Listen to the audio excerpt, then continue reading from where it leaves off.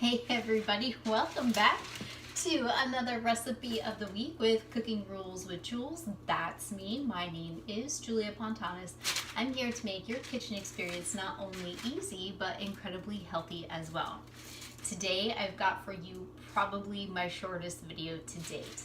We're just going to be roasting a spaghetti squash, which when it's not cut in half kind of looks like this little yellow football. I am a super squash fan. This tends to be more of a summertime squash, but you'll see them out pretty much year round. But this is a great pasta substitute, or if you want to serve turkey meatballs without like pasta per se, then you can do this as well. Or just serve it as a side dish, which is how we're going to do it today. Really easy.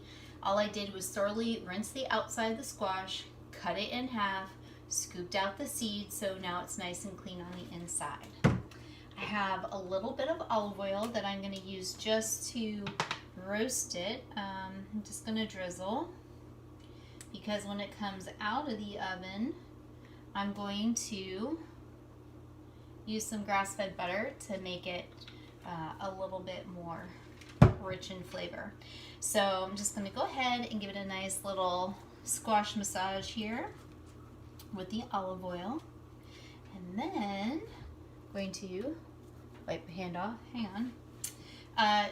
Thoroughly season with some salt and spices. So this is going to be a little bit more of like an Italian theme. Again, know your spices. If you know you don't like that much salt, then don't do it as much. I always use sea salt instead of table salt, also remember that.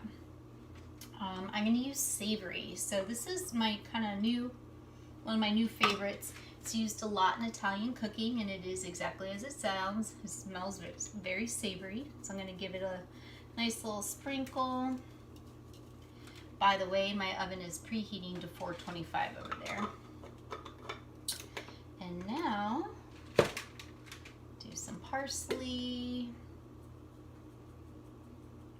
Just some aromatics to it. We want it to steam up and release the flavors of these spices, and of course also some oregano.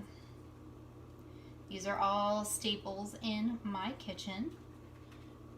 Well, this is not my kitchen, this is Mom's kitchen, but you know what I mean, in my repertoire of cooking. I went ahead and lined a baking sheet with parchment paper. I'm going to place these guys face down, and then once my oven is preheated, I'm going to stick them in there anywhere from 30 to 45 minutes, just depending on how big your squash is. This one's not that big, so it's not going to take as much. You'll know it's done because when you go to check on it, you can press the outside and it depresses, and then once it cools, you'll actually be able to fork out the inside to make it look like spaghetti. And that's when I'm going to mix it with a little bit of butter. And then of course, if you are not on any type of nutrition lifestyle, you can always put a little bit of cheese on there. Asiago, Romano, you could even do some Parmesan. Or if not, you could always do, if you're doing paleo, then you could do some ground nuts on there. Ground pecans or ground walnuts would be delicious as well. So when we come back, this is going to be finished and cooled off so I don't burn my fingers. I'm going to show you how to scrape out the inside and finish to prepare.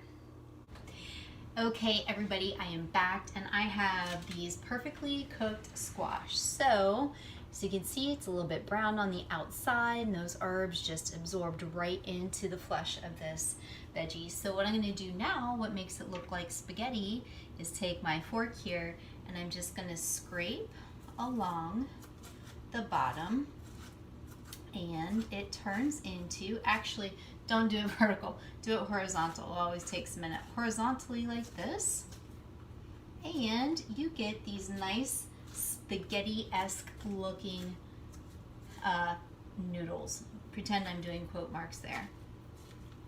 So if I wanted, which if I were, just by myself and wanted a quick easy meal, I would totally keep the squash in its little container here in the shell. I would put my protein on top and eat it out like this and have no dishes. That would be me. But if you want to be fancy, you can also scoop it out and dress it up like I said earlier with that cheese. You can also add in a little grass-fed butter, give it a little bit more of a richness, and then like I said, add the cheese.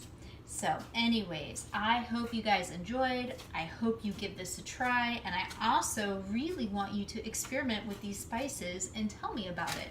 If you like this video, make sure you give me a thumbs up. If you didn't, I need you to tell me why so I can please make this better, because I really enjoy doing them, but only if you really enjoy watching them. So hit that subscribe button, see me every Wednesday for your recipe of the week. And hopefully next time you see me, I will not be in 90-degree weather. All right, bye.